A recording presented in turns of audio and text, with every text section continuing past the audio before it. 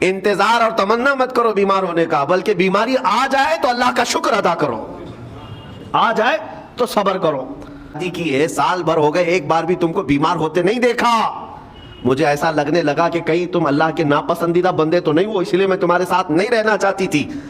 اب میں آتا ہوں ان باتوں کی طرف جو لوگ مصیبتوں کو برا سمجھتے ہیں۔ ایک صحابی تھے، ان کی شادی ہو گئی ایک صحابیہ سے، نکاح ہوا تھا مدینے میں، سال بھر خوشحالی سے گزرتے رہے، بہت اچھے دن گزرے۔ سال ختم ہونے کو تھا کہ خاتون جو ہے لڑائی کرنا شروع کر دیتی، کہتی ہے مجھے تمہارے ساتھ رہنا نہیں، مجھے طلاق چاہیے، ڈائریکٹ طلاق۔ تو اس صحابی نے کہا ہوا کیا؟ وہ صحابیہ کہتی تھی نہیں مجھے تمہارے ساتھ رہنا نہیں۔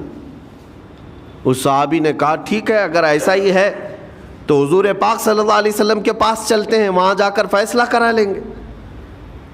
تو وہ صحابیہ مان گئیں، کہا چلو چلتے ہیں۔ تو دونوں چلے جا رہے تھے اپنے گھر سے، حضور پاک صلی اللہ علیہ وسلم کے دربار میں فیصلہ کروانا ہے۔ چلتے وقت راستے میں ایک پتھر سے ٹھوکر لگ گئی اس صحابی کو، اور اتنی تیز ٹھوکر لگی کہ ان کا ناخن اکھڑ گیا۔ اب وہ ان کی خاتون جو بیوی صحابیاں ہیں، وہ فوراً اپنے دوپٹے کا کپڑا پھاڑ کر کے انگلی کو باندھتی ہیں اور خون روکتی ہیں، اور اس کے بعد کہتی ہے چلو واپس گھر چلتے ہیں۔ گھر واپس آنے کے بعد وہ کہتی مجھے طلاق نہیں چاہیے، ساتھ میں رہوں گی۔ کہا عورتوں کا موڈ، عورتوں کا اس طرح کا فیصلہ کیا بات ہے؟ وہ صحابیہ کہتی ہے میں نے سنا ہے کہ جب کبھی کوئی بندہ بیمار نہیں ہوتا تو اللہ اسے پسند نہیں کرتا۔ میں نے جب سے تم سے شادی کی ہے، سال بھر ہو گئے، ایک بار بھی تم کو بیمار ہوتے نہیں دیکھا، مجھے ایسا لگنے لگا کہ کہیں تم اللہ کے ناپسندیدہ بندے تو نہیں ہو، اس لیے میں تمہارے ساتھ نہیں رہنا چاہتی تھی۔ اب جب راستے میں ٹھوکر لگ کر ناخن اکھڑ گیا تو مجھے احساس ہوا کہ اللہ تجھے بھی پسند کرتا، میں تیرے ساتھ رہنے کو تیار ہوں۔ وہ صحابیہ تھیں۔ میرے عزیزو، اس کا مطلب یہ نہیں کہ ہم آپس میں ایک دوسرے کے بیمار ہونے کی انتظار میں رہیں۔ شوہر یہ سوچے کہ میری بیوی بیمار کیوں نہیں ہوتی، اور بیوی یہ سوچتی رہے کہ میرا شوہر بیمار کب ہوگا۔ وہ توکل کا اعلیٰ درجہ ہے۔ انتظار اور تمنا مت کرو بیمار ہونے کا، بلکہ بیماری آ جائے تو اللہ کا شکر ادا کرو، آ جائے تو صبر کرو۔ عزیزان گرامی وقار، ہم آج امام حسین اور ان کے رفقائے گرامی رضوان اللہ علیہم اجمعین کو یاد کرتے ہیں تو صرف رونے کے لیے نہیں یا صرف غم منانے کے لیے نہیں، بلکہ داستان کربلا سنانے کا ایک عظیم مقصد یہ ہوتا ہے کہ نوجوانوں کے اندر، بلکہ بوڑھے اور بچوں کے اندر بھی ایمانی جذبہ ایسا آ جائے کہ وہ ہر مصیبت پر ڈٹ کر کھڑے ہو سکیں، ہر یزیدی کا مقابلہ کر سکیں۔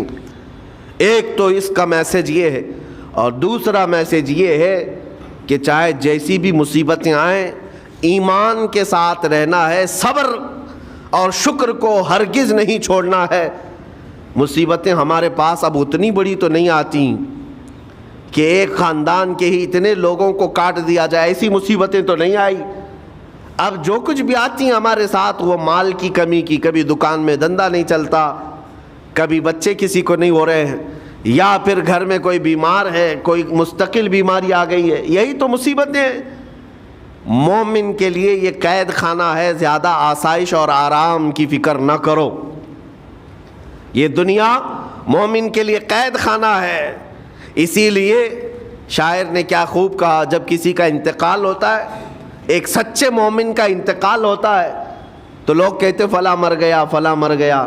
تو ایک شاعر نے بہت اچھے انداز سے کہا ہے کہ کون کہتا ہے کہ مومن مر گیا؟ جو سچا مومن ہے اس کے لیے کہہ رہا ہوں۔ وہ شاعر نے کہا کون کہتا ہے کہ مومن مر گیا؟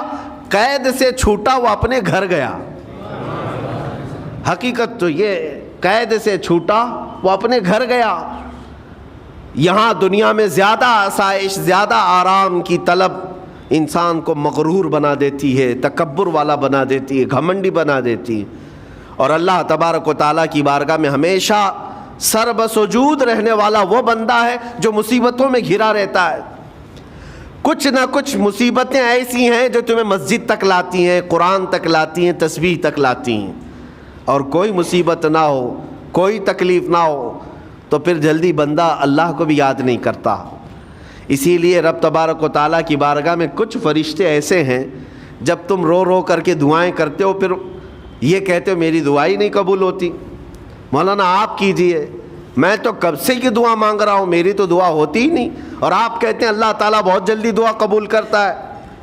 یہ نا امیدی تمہاری اللہ تعالیٰ کی ذات سے ہرگز جائز نہیں۔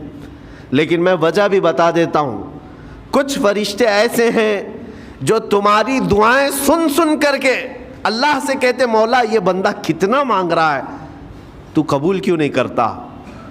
رب تبارک و تعالیٰ یہ جو مانگ رہا ہے اسے دے کیوں نہیں دیتا؟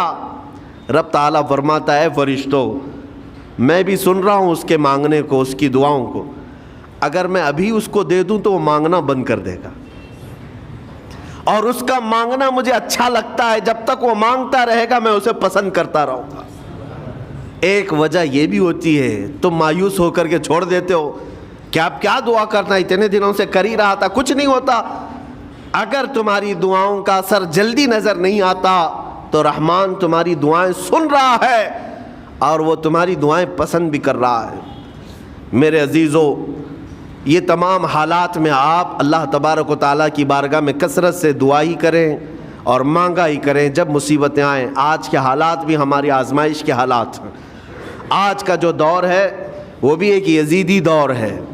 یہاں پر جگہ جگہ جو مسلمانوں کے ساتھ حالات ہیں یہ ہمارے لیے آزمائش کا دور ہے، بہت بڑا امتحان چل رہا ہے۔ ان حالات میں مسلمانوں کو چاہیے وہ اپنے ایمان کے ساتھ ڈٹے رہیں، استقامت۔ مولا حسین کے سبق کو پڑھیں، اس وقت تو ان کی گردنوں پر تلواریں تھیں، ان کے بچوں کے سینے چھدے ہوئے تھے تیروں سے، لیکن وہ ڈٹے ہوئے تھے میرے مصطفیٰ کی شریعت پر۔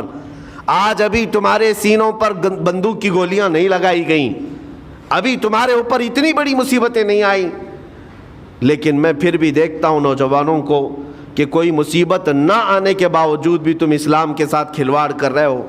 میرے آقا کی سنتوں کو پیٹھ پیچھے پھینک کر کے تم تو بازاروں کی زینت بننا پسند کرتے ہو۔ اکثر لوگوں کو ہم نے دیکھا آج مجرے کرنے والوں کی کثرت یہ ہمارے نوجوان بچوں کی ہے۔ یہ اپنے جسموں کی نمائش کرنا اس کو فیشن سمجھتے نہیں۔ میرے عزیزو، امت مصطفیٰ اور وہ بھی امام حسن اور امام حسین کے غلام اس مردار دنیا پر کبھی بھی اپنی حکومت نہیں چاہتے، اس مردار دنیا کے وہ کبھی خواہش مند نہیں ہوتے۔ لیکن جن نوجوانوں کو آج ہم ان خواہشات کی پیروی کرتے ہوئے دیکھ رہے، افسوس ہوتا ہے، افسوس ہوتا ہے۔ آج کے حالات میں تم بھی سنبھل جاؤ، کیونکہ ایک بہت بڑی جنریشن تمہارے پیچھے ہے اور وہ تمہیں دیکھ کر کے نقل کرے گی۔ اگر آج تمہارا راستہ بگڑ گیا تو یہ جو چھوٹے بچے ہیں وہ بگڑے ہوئے راستے کو ہی اسلام سمجھنے لگ جائیں گے، وہ اسی بگڑے ہوئے راستے کو ہی صحیح راستہ سمجھ بیٹھیں گے۔